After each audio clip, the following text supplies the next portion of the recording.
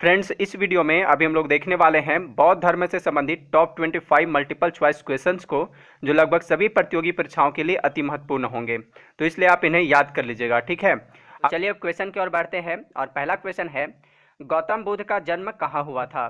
तो गौतम बुद्ध का जन्म कपिलवस्तु के लुम्बिनी नामक ग्राम में शाक्य क्षत्रिय कुल में 563 ईसा पूर्व, ठीक है, 563 ईसा पूर्व में हुआ था। कहाँ पे? कपिलवस्तु के लुम्बिनी नामक ग्राम में। लुम्बिनी वर्तमान में नेपाल में है। नेक्स्ट क्वेश्चन है, बुद्ध का जन्म किस क्षत्रिय कुल में हुआ था। तो अभी मैंने आपको बताया कि गौतम बुद्ध का जन्म शाक्य क्षत्रिय कुल में हुआ था, ठीक है। और इनके जो पिता थे सुद्धोधन, वे शाक्यगण के मुखिया थे। इनके माता का नाम क्या था? महामाया नाम था। नेक्स्ट क्वेश्चन है, बुद्ध शब्द का क्या अर्थ है। तो बुद्ध शब्द का अर्थ होता है जारित या एक ज्ञान संपन्न व्यक्ति, यानी इसका राइट आंसर है ऑप्शन बी, ठीक है। बुद्ध का अर्थ होता है एक ज्ञान संपन्न व्यक्ति।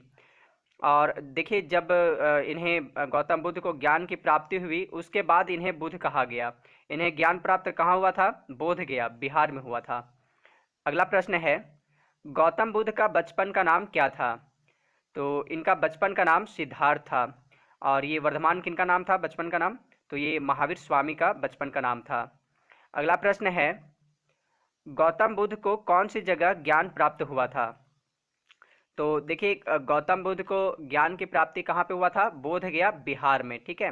कौन सी नदी के किनारे? निरंजना नदी के किनारे। निरंजना नदी को अभी वर्तमान में फल्गु नदी के नाम से जाना जाता है। और कहाँ पे? एक पीपल के वृक्ष के नीचे प्राप्त हुआ था। ज्ञान प्राप्ति की घटना को बौद्ध ग्रंथों में क्या कहा गया है? संबोधि कहा गया है। जब सिद्धार्थ को ज्ञान प्राप्त हो जाता है, तब से ये बुद्ध कहलाने लगते हैं, जिसका मतलब होता है एक ज्ञान संपन्न व्यक्ति। अगला प्रश्न है, सारनाथ में बुद्ध का प्रथम प्रवचन क्या कहलाता है, या प्रथम उपदेश क्या कहलाता है। तो देखिए, बुद्ध ने अपना प्रथम प्रवचन यानी उपदेश कहाँ दिया था? सारनाथ में दिया था, ठीक है। और इस घटना को बौद्ध ग्रंथों में धर्म चक्र परिवर्तन कहा गया है। महाभिनिष्क्रमण जो है, यह घर त्यागने की प्रक्रिया को कहा गया है। संबोधि जो है, ये बोला गया है जब ज्ञान की प्राप्ति की घटना को कहा गया है। और देखिए, जब इनकी मृत्यु हो जाती है, तो इस घटना को बौद्ध ग्रंथों में महापरिनिर्वाण कहा गया है। ओके, अगला प्रश्न है, गौतम बुद्ध की मृत्यु कहाँ हुई थी। तो गौतम बुद्ध की मृत्यु 483 ईसा पूर्व में, ठीक है, 483 ईसा पूर्व में मल्ल गणराज्य कुशीनगर में हुई थी, यानी इसका राइट आंसर है ऑप्शन सी, कुशीनगर में। क्वेश्चन नंबर 8, जातक किस धर्म का पवित्र ग्रंथ है। तो इसका राइट आंसर है बौद्धों का, ठीक है। ऐसा माना जाता है कि गौतम के रूप में जन्म लेने से पहले बुद्ध ने 550 से भी अधिक जन्म लिए थे। तो जातक ग्रंथों में बुद्ध के इन्हीं पूर्व जन्मों की कथाएं वर्णित हैं। नेक्स्ट क्वेश्चन है, त्रिपिटक किसका धर्म ग्रंथ है। तो त्रिपिटक जो है, यह बौद्धों का धर्म ग्रंथ है, ठीक है। अगला प्रश्न है, बौद्ध ग्रंथ पिटकों की रचना निम्नलिखित में से किस भाषा में की गई थी। तो पिटकों, सुत्त पिटक, विनय पिटक और अभिधम्म पिटक, इनकी रचना पाली भाषा में की गई थी, यानी इसका राइट आंसर ऑप्शन डी, पाली भाषा में, ठीक है।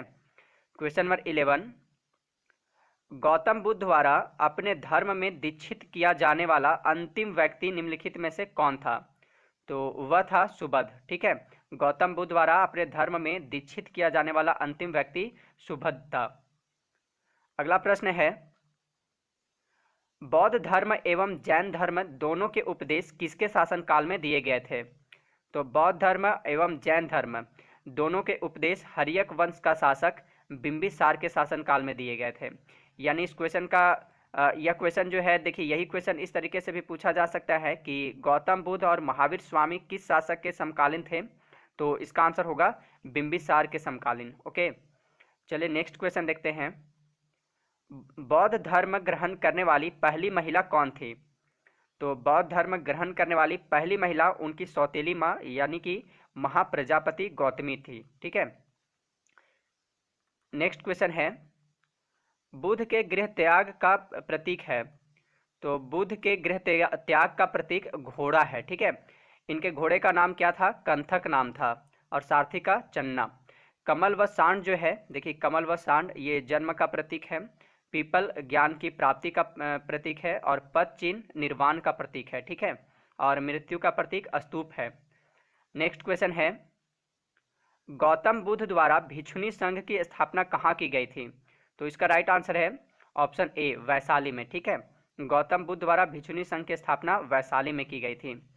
नेक्स्ट क्वेश्चन है क्वेश्चन नंबर 16, निम्नलिखित में से किसे एशिया की रोशनी कहा जाता है, यानी कि द लाइट ऑफ एशिया किसे बोला जाता है? तो यह कहा जाता है गौतम बुद्ध को, ठीक है। अगला प्रश्न है, निम्नलिखित में से किस नगर में प्रथम बौद्ध संगति या सभा आयोजित की गई थी? तो प्रथम बौद्ध संगति का आयोजन 483 ईसा पूर्व में अजात शत्रु के शासनकाल में राजगृह में आयोजित की गई थी, ठीक है। और अगर बात करें कि दूसरी बौद्ध संगति कब कहाँ पे आयोजित की गई थी और किसके शासनकाल में? तो 383 ईसा पूर्व में कालाशोक के शासनकाल में वैशाली में आयोजित की गई थी, ठीक है, दूसरी। और थर्ड जो है तीसरी बौद्ध संगति का आयोजन अशोक के शासनकाल में पाटलिपुत्र में, और चौथी बौद्ध संगति का आयोजन कुषाण वंश के शासक कनिष्क के शासनकाल में कुंडल वन में की गई थी, ठीक है।